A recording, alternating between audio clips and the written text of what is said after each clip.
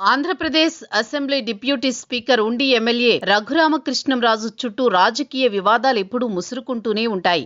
పశ్చిమ గోదావరి జిల్లా ఆకివీడులోని ఒక ఆలయ వివాదాన్ని ఆయన అంతకంతకు పెద్దది చేసుకుంటూ పోతున్నారు. దశాబ్దాలుగా గొంతెనమ్మ గుడి స్థానంలో రామాలయాన్ని నిర్మించాలని ఆయన తీసుకున్న నిర్ణయం స్థానికంగా పెద్ద దుమారమే రేపింది. అక్కడ ఉన్నది రామాలయమేనని ఆయన, కాదని గ్రామస్తులు కొంతమంది వాదిస్తూ వివాదాన్ని పెద్దది చేసుకున్నారు. ఈ క్రమంలో జిల్లా కలెక్టర్ నుంచి హైకోర్టు ధర్మాసనం వరకు ఆయన వ్యవహరించిన తీరు చర్చనీయాంశమైంది. పెదపాడులో శిథిలావస్థలో ఉన్న గొంతెనమ్మ ఆలయం స్థానంలో రామాలయాన్ని నిర్మించాలనే ప్రతిపాదనతో ఈ వివాదం మొదలైంది. అయితే స్థానికుల్లోని ఒక వర్గం దీనిని తీవ్రంగా వ్యతిరేకించింది. అది గ్రామదేవత ఆలయమని, దానిని మార్చకూడదని వారు వాదిస్తున్నారు.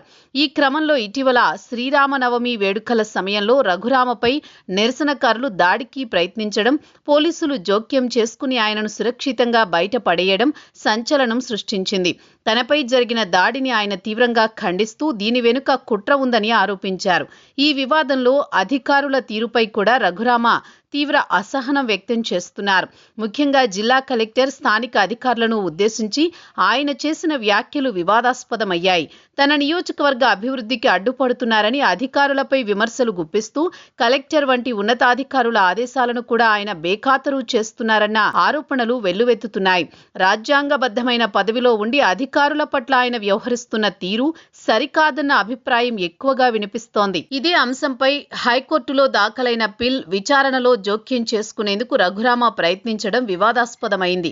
రఘురామ తీరుపై ధర్మాసనం తీవ్ర అభ్యంతరాలు వ్యక్తం చేసింది. గట్టిగా హెచ్చరికలు చేసింది. దీంతో ఆయన బయటకు పోవాల్సి వచ్చింది. రాజకీయంగా హైకోర్టులో వ్యవహరించడంతో తీవ్ర వ్యతిరేకత ఎదుర్కోవాల్సి వచ్చింది. రఘురామ గతంలో వైసీపీలో ఉన్నప్పటి నుంచే తన సొంత పార్టీపైనే పోరాడి జైలుకు వెళ్లడం, ఆ తర్వాత టీడీపీలో చేరి డిప్యూటీ స్పీకర్ అవ్వడం, ఆయన ప్రయాణమంతా పోరాటాలమయమే. అయితే తన దూకుడు స్వభావం వల్ల సొంత పార్టీ నేతలతోనే విభేదాలు కొని తెచ్చుకుంటున్నారనే ప్రచారం కూడా ఉంది.